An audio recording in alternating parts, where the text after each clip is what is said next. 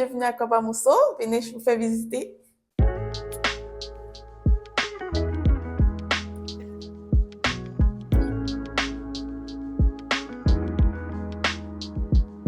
Abby est assistante sociale à Akwabamuso, un centre de prise en charge pour femmes survivantes de violences. On est au foyer, donc le foyer qui sert d'hébergement pour les survivantes. Situé sur 3 niveaux, le centre s'inspire de la Maison des femmes de Saint-Denis, en France. C'est une chambre, un dortoir avec une capacité donc de 5 lits. Et une fois qu'elles arrivent, les survivantes, elles peuvent venir avec des vêtements, soit elles sont sorties en catastrophe de leur domicile.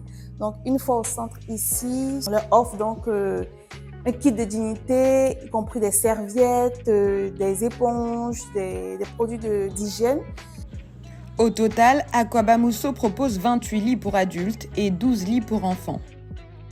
Depuis l'ouverture en avril 2023, plus de 60 femmes et enfants ont poussé la porte d'Akwabamuso. C'est le cas de cette mère de 5 enfants, victime de violences conjugales pendant 10 ans. Je voulais vraiment m'enfuir, mais je ne sais pas où aller. J'étais pratiquement dans une dépression. Et c'est en ce moment que j'ai eu à faire la connaissance d'Akwabamuso. J'ai retrouvé une autre famille ici qui m'a écoutée. Il m'a tendu la main et cela ça m'a beaucoup aidé moralement, psychologiquement.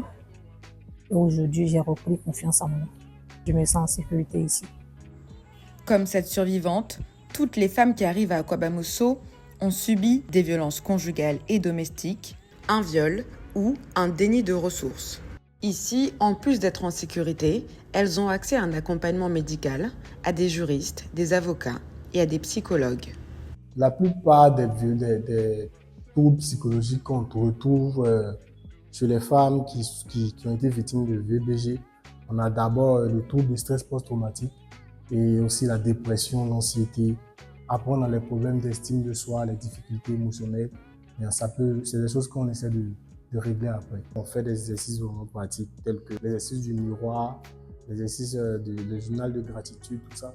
C'est des choses qu'elles ne connaissaient pas. C'est des choses qu'on les apprend à faire ici en atelier.